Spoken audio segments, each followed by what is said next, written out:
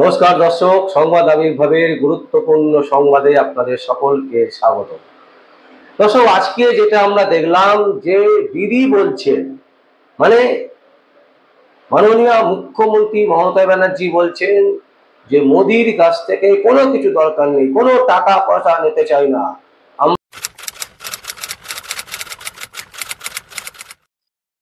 আমরা আমাদের রাজ্য একেবারে আমরা নিজেদের মতন করে চালাবো। অথচ তারই সাংসদ শতাব্দী রায় তিনি কিন্তু পুরো উল্টো কথা বলছেন। তিনি সংসদে যেটা বলছেন সেটা হচ্ছে যে যদি ট্যাক্স কমানো যায়, যদি টাকা বাড়ানো যায়, বিভিন্ন খাতে যদি পয়সা বাড়ানো যায়, এই রকম মানে টাকা দাও, আরো দাও, আরো আরো আরো টাকা দাও, এই ধরনের বক্তব্য একেবারে শতাব্দী রায় করছেন। মানে দিদি যেটা বলছেন তার ঠিক উল্টো সুর শতাব্দী রায়ের গলায় শোনা যাচ্ছে। আসুন দর্শক, আমরা বেশি কথা না বাড়িয়ে আমরা দেখব সংসদ ভবনে শতাব্দী রায় তিনি কি বলছেন, তিনি কি কি চাইছেন, দিদি যেগুলো চাইছেন না সেগুলো তিনি চাইছেন কি আদৌ। আসুন সেগুলো আমরা দেখি শতাব্দী রায় কি বলছেন। Shatabdi Roy. Thank you sir. Sir, budget ऐसा है देश के सब लोग इंतजार करते, गरीब इंतजार करते ये सोच के थोड़ा तेल का दाम कम हो जाए, आलू का दाम कम हो जाए, मेडिसिन का दाम कम हो जाए, बच्चे बाबा माँ को थोड़ा सा अच्छा जिंदगी दे। मिडिल क्लास ये सोचते हैं पेंशन में कुछ टैक्स बेनिफिट हो जाए, कुछ बैंक का इंटरेस्ट बढ़ जाए, कहीं पेट्रोल का दाम कम हो जाए जिसमें बाइक लेके कोई ऑफिस जा सकते। अपर क्लास जो जिसके पास बहुत पैसा है वो सोचते हैं चलो कॉर्पोरेट का जो लोन है वो कैसे माफ कर दिया जाए और पॉलिटिकल इन्फ्लुएंस से कैसे बैंक से पैसा ले और बाहर भाग जाए। लेकिन इस बजट में ना बच्चे का बात किया, ना फार्मर का बात किया, ना देश का बात किया, दो स्टेट के सिर्फ बात हो गया। इसलिए जो हम लोग पीपीपी मॉडल बोलते हैं ये बजट है बीबीबी, मतलब बीजेपी बचाओ बजट। ये बचाने के दो स्टेट को बचाने के चक्कर में ये बजट पेश किया गया।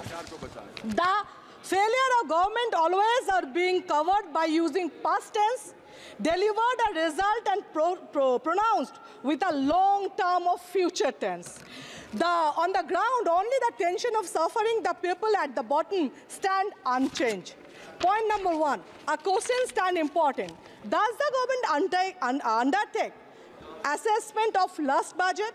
Certainly the government do not, because fact A, as a March 2023 Global Nutrition Report by the World Health Organization informed that 34.7% of children under 5 years of age are still affected, which is higher than the average of 21.8% in the Asian region. India has made no progress towards achieving the target of remaining malnutrition. Still, 17.3% of children under 5 years of age are affected from malnutrition, which is highest in the world. Fact B, as per Global Hunger Index 2022 report, child mortality rate in India was 3.3%. On these two unfortunate facts saw the development of two further unfortunate realities. First, the word children remain absolutely absent from the hour-long budget speech. Second, the minority women and child development has seen a magical increase of 2.5% in the budget allocation for the 2024 and 25. In 2014, we are told budget the education would increase to 6% on the GDP. In 2024, despite the dropout rate in class 10 stood at 20.6% in 2023. Budget speech not only had a monitoring on primary or higher education, but the allocation of education merely increased by 0.74% from the 2023-24, which is below 3% on GDP. Sir, in February 2024, before election, the focus was the GAN, Garib, Yuva, Annadata and Nadi. Besides Niti Aayog, Many other study reports inform that out-of-pocket health expenditure is one of the primary causes of household money problem. Poverty for the people at low and middle income groups. In July 2024, GAN lost the focus. The health budget received only 1.7% raise from previous year, which is less than Indian budget. Sir, direct benefits कुछ नहीं है, infrastructure है, farmer job creation कुछ नहीं है, flood सब state में, waste Bengal में नहीं होता है, हर साल होता है। हम लोग का चीफ मिनिस्टर नया जिंदगी देते, नया घर देते, इसमें वेस्ट बंगाल के लिए कुछ नहीं है। रेल के बारे में कुछ नहीं, कुछ बताएंगे कैसे? सिक्योरिटी का, सेफ्टी एंड सिक्योरिटी का हाल ऐसा हो गया रेल के लिए, अगर कोई टिकट लिया, टिकट रेल का कंफर्म हुआ तो LIC एजेंट घर में आ जाते, क्योंकि आप एजेंसी कर लो, क्योंकि आप जाओगे तो वापस नहीं आओगे, ऐसा हाल हो गया रेल का। टूरिज्म के बारे में आप, हर स्टेट में कोई ना कोई टूरिज्म है जिसको आप सपोर्ट दे सकते हो, जिसको आप प्रमोट कर सकते हो, नहीं, कुछ नहीं किया। अगर आप कश्मीर के बारे में बात करें, क्या किया? जब 370 हटे तो जो पुराने MPs है उसको याद होगा, सेंट्रल हॉल में हम लोग का कश्मीरी फूड देने के लिए स्टार्ट किए थे, लेकिन वो क्या था, तब लगा था अच्छा कश्मीरी फूड दे रहे मीन्स फीलिंग है, उसके लिए 370 हटा, प्यार है, लेकिन उसको प्यार फीलिंग नहीं करते, उसको हिपोक्रेसी कहते हैं, जो क्या था गवर्नमेंट।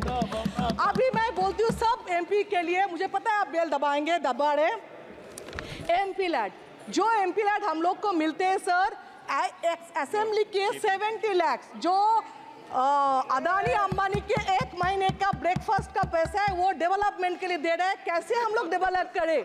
और अगर आप MP लैड नहीं बढ़ाएंगे तो वोट देके हम लोग आ जाएंगे। ठीक है, मैं खत्म कर रहा हूँ ये बता के, जो बीजेपी बचाओ बजट किया है, नेक्स्ट टाइम कभी देश बचाओ बजट भी करेंगे, इसी इंतजार और उम्मीद पे मैं मेरा बात खत्म करता हूँ। Thank you. দেখুন দর্শক, আপনারা শতাব্দী রায় একেবারে নিজস্ব ভঙ্গিমাতে শতাব্দী রায় কি কি চাইছেন সংসদ থেকে, তিনি কি কি দাবি করছেন, অথচ দিদি একেবারে পরিষ্কার বলছেন যে তার কোনো কিছু দরকার নেই, কোনো টাকা পয়সার কোনো কিছু প্রয়োজন নেই। মানে নিজেদের পার্টির মধ্যে যে লাইন, সে লাইন এক নয়, অ্যালাইনটাই ঠিক নেই। দিদি একরকম বলছেন, শতাব্দী রায় একরকম বলছেন, অভিষেক ব্যানার্জি আরেক রকম বলছেন, অন্য কেউ আরেকজন রকম বলছেন। মানে কি হচ্ছে এটাই কিন্তু বোঝা যায়। এবং দর্শক অনেকেই সংসদ ভবনের দিকে তাকিয়ে থাকেন, কিন্তু বহু মানুষ হয়তো বুঝে উঠতে পারেন না যে অ্যাকচুয়ালি কি হচ্ছে, কারণ অতটা শোনার ধৈর্য, সেই ধৈর্যও সাধারণ মানুষের নেই, কারণ প্রত্যেককে খেতে হয়, রোজগার করে খেতে হয়। প্রতিদিন প্রত্যেকটা মানুষকে রাস্তায় বেরিয়ে কাজ করে তারপর তাকে জীবিকা অর্জন করতে হয়। তো সেই দিক থেকে যদি আমরা দেখি, সংসদের টিভিতে দেখে সারাক্ষণ কি কচকচানি হচ্ছে এবং কন্টিনিউয়াসলি কি হচ্ছে সেটা দেখা কারোর পক্ষে সম্ভব নয়। তাই আমরা শতাব্দী রায় আজকে সংসদ ভবনে তিনি কি কি দাবি করেছেন এবং তার দাবি কি, এবং সেই দাবি কি আদৌ মমতা ব্যানার্জির সাথে, দিদির সাথে মেলে? একেবারেই মেলে না। সেই দাবি দেওয়া নিয়ে শতাব্দী রায় কি বলছেন সেটাই আমরা আপনাদের সামনে তুলে ধরার চেষ্টা করলাম দর্শক। এবার আপনারা বিচার করবেন, যদি আপনাদের কোনো কমেন্ট থাকে অবশ্যই কমেন্ট বক্সে কমেন্ট করবেন। আর দেখতে থাকুন পরবর্তী সংবাদ আবির্ভাবে। আমার নাম বিশ্বজিৎ পাল, সংবাদ আবির্ভাবের জন্য।